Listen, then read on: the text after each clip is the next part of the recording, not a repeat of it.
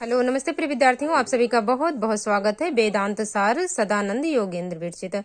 आज हम पढ़ेंगे भूमिका भाग। वेदांत सार जैसे वेदांत सूत्र का प्रकरण ग्रंथ वेदांत सार ही हमें पढ़ना है। जैसे न्याय का प्रकरण ग्रंथ तर्क भाषा है और न्याय और सांख्य सूत्र का प्रकरण ग्रंथ सांख्यकारिका है, उसी प्रकार मीमांसा दर्शन का यह प्रकरण ग्रंथ वेदांत सार है। मीमांसा दर्शन के दो भाग हैं, पूर्व मीमांसा, उत्तर मीमांसा। पूर्व मीमांसा में आता है वेद, ब्राह्मण, आरण्यक और उत्तर मीमांसा में आता है उपनिषद, वेदांत, दर्शनीय और वेदांत सार हमें पढ़ना। वेदांत दर्शन के प्रवर्तक बादरायण हैं, ये बदर वंश में पैदा हुए थे। वेदांत सार का अन्य नाम उत्तर मीमांसा, ब्रह्म मीमांसा, शारीरिक मीमांसा आदि भी है और इसे शेश्वर भी कहते हैं। शंकराचार्य जी शारीरिक सूत्र या शारीरिक भाष्य लिखा वेदांत सार पर।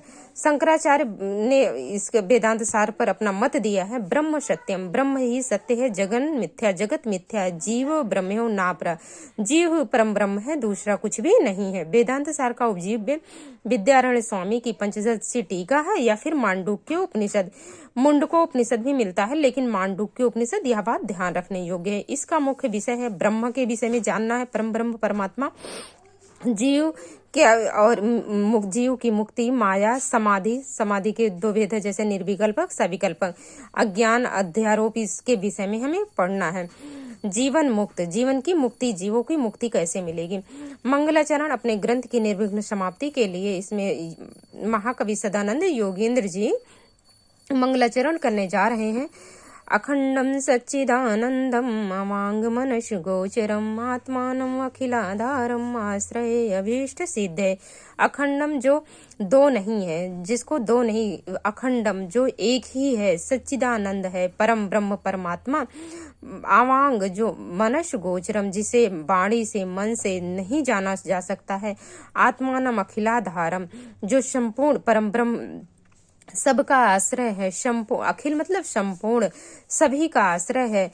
ऐसे परम ब्रह्म परमात्मा की आत्मानमय अभीष्ट सिद्धि, अपनी सिद्धि के लिए परम ब्रह्म परमात्मा को क्या चाहता हूँ, आश्रय चाहता हूँ। किस लिए? अपने वेदांत सार की निर्विघ्न समाप्ति के लिए। अखंड सच्चिदानंद परम ब्रह्म का मैं आश्रय लेता हूँ, जिसे मन और वाणी से जाना नहीं जा सकता। सारे जगत का आधार परम ब्रह्म परमेश्वर का आश्रय लेता हूँ अपनी अभीष्ट की सिद्धि के लिए। अगला श्लोक इन्होंने अब तो अपने आश्रय की सिद्धि के लिए परम ब्रह्म परमात्मा का आश्रय लिया और दूसरा अपने गुरु जी की आराधना करते हैं दूसरे श्लोक में।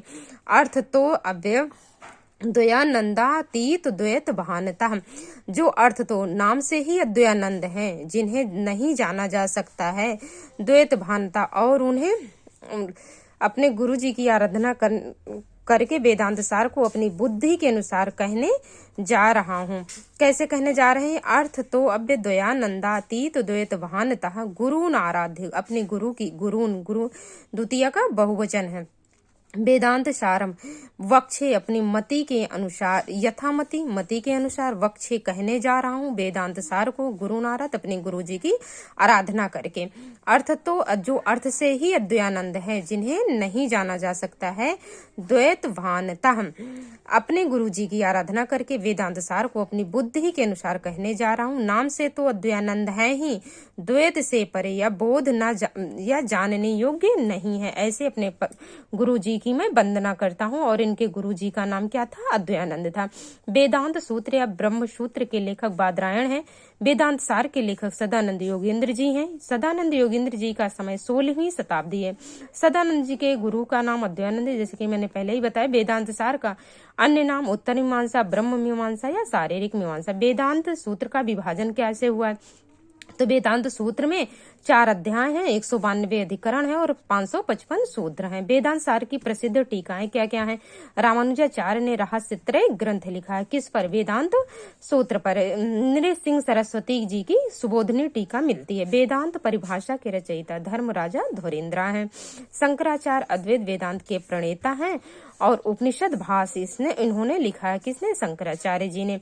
सुरेश्वराचार्य जी ने वेदांत पर वार्तिक लिखा है, तो इसलिए ये वार्तिककार है सुरेश्वराचार्य जी। शंकराचार्य जी ने लिखा है कि ब्रह्म सत्यम जगत मिथ्या, जीवो ना पर ब्रह्म ही सत्य है, जगत मिथ्या है, जीव है जो वही ब्रह्म है और कुछ भी नहीं है।